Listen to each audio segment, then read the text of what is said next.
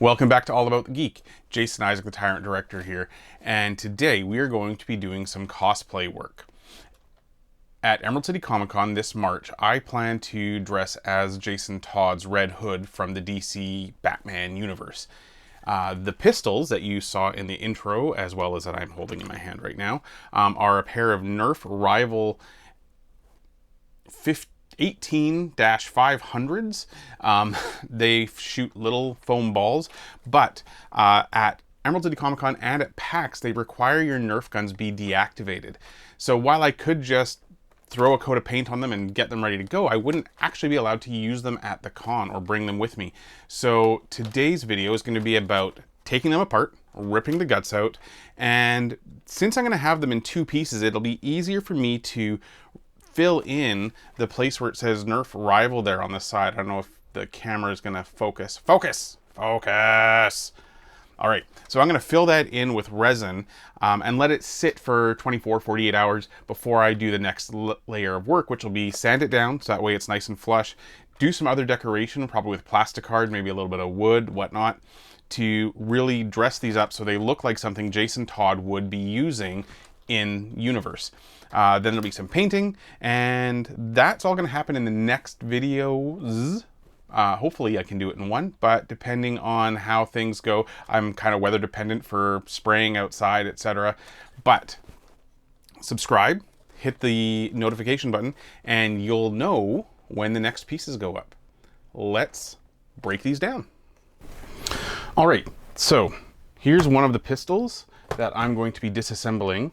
I've got a precision screwdriver set, not because anything here is all that precise, but because these are some fairly tiny screws that need to be removed, and some of them, this one in particular, is a little on the deeper side. So there's 1, 2, 3, 4, 5, 6, 7, 8, 9, 10, 11, 12, 13, 14 screws that I'm gonna have to take out. So I'm gonna go ahead and do that, and we'll come back once that's done.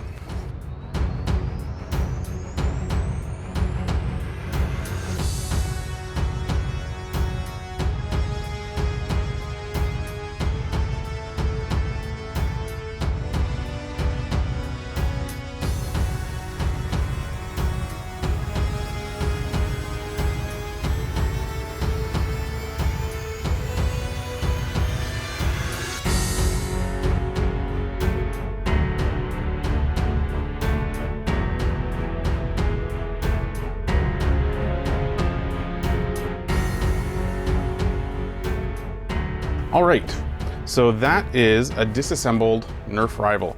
So a couple things that I really love about this that I didn't know going into it. First, the fact that the handles can be completely separated from the body. I expected them to have been formed together or potentially glued in place, but because everything is using a mechanical connection in the form of a screw, it means that I'll be able to paint and treat each of these pieces separately. So from a standpoint of masking, I can paint this piece silver, what have you. I haven't actually decided on the color scheme yet.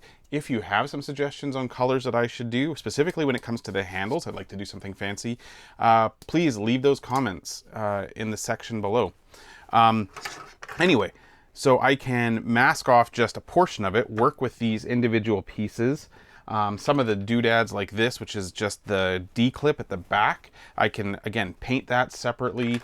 I was able to remove the trigger mechanism, paint that separately, but I preserved the spring so I can still have the springy action of the trigger, which I'd like to do. And that will make it a lot easier in the long run for keeping this pistol looking and feeling right. The main mechanism is this plunger is the part that actually propels everything. So what would happen is this big spring here sits on the back. When you pulled back on this, you would bring it back and that would set the cocking mechanism in place. And when you pulled the trigger, this would release and push the ball out at a high velocity. Unfortunately, I don't think that I'll be able to maintain that. I might be able to, and I'm going to see if I can take these pieces and still spring load them in some way so I can at least slide them back. But there'll be no long-term cocking mechanism. So I still might be able to use this spring to maintain that. This is the very complex mechanism they use for housing the rounds. So basically what would happen is when this pulled back, oops, and I've just taken it more apart, there's a spring, oh, it's actually, yeah, there's a little spring in there, and that feeds the balls up. So this is the ammo tube, as it were, that holds all of the little yellow Nerf balls.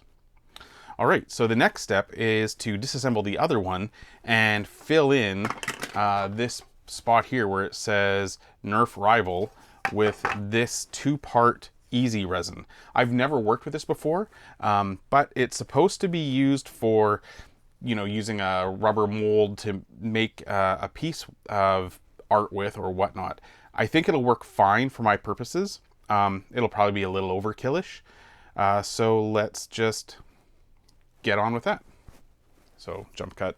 Perfect. So now we're going to start with this easy resin stuff. So I've got the instructions right here because you should always read the instructions. So twist off the cap, which is this little gray piece here, which is being difficult. There we go. Twist on the nozzle.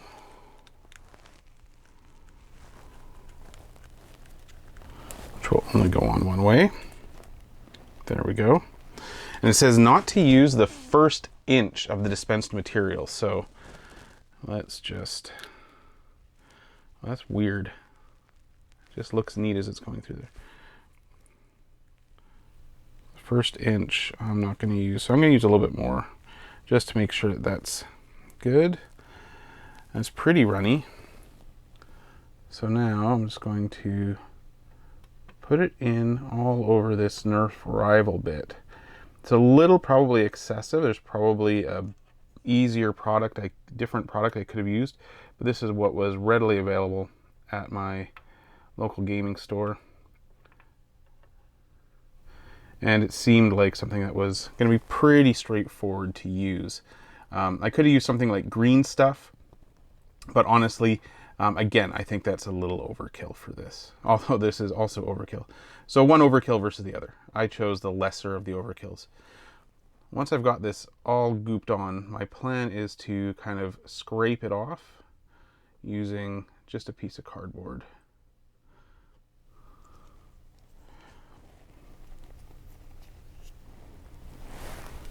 Now I have no idea what the mechanism for maintaining this after the fact is, so I'm just going to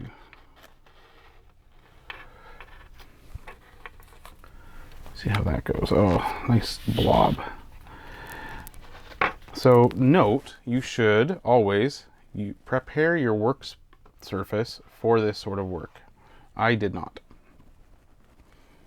And as a result, I've got some extra runny bit. Now the good news is that I've got a minimum working time of at least 5 minutes with this stuff according to the label that I just tore in pieces. So I'm just going to use some Kleenex here to clean some of the excess off the areas that I didn't want to fill.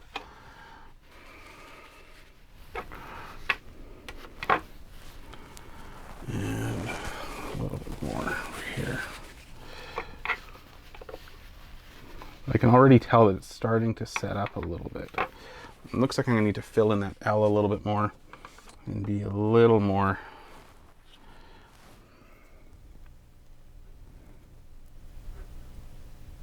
I don't really want to overdo it any more than I need to, but I do want to make sure that those are mostly filled in.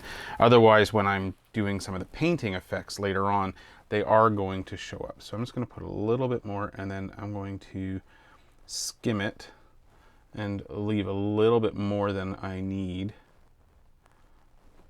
So I'm not quite gonna take it right down. See, this one's, you can see that this one here, oops, nice flopping again, that the one in the middle, the second one here, it's got like a skim over top of it already. So that's exactly kind of what I'm aiming for. So I'm just gonna let it be all over that area where the Nerf and Rival are, but not right down. So almost like putting a skim of, I don't know, plaster down. All right, so now I have nothing to do but to let that stuff dry. And once it does, I can sand it down and give it a coat of paint. Once again, that'll be in a future video. This is just a short one here where I disassemble and also take an opportunity to play with cutting. So if those of you who sat through the entire length of my how to build a brush case with mostly off-the-shelf materials, yeah, editing. Promise this one will be better. Thanks for watching, and as always, work your wonk and keep it geeky.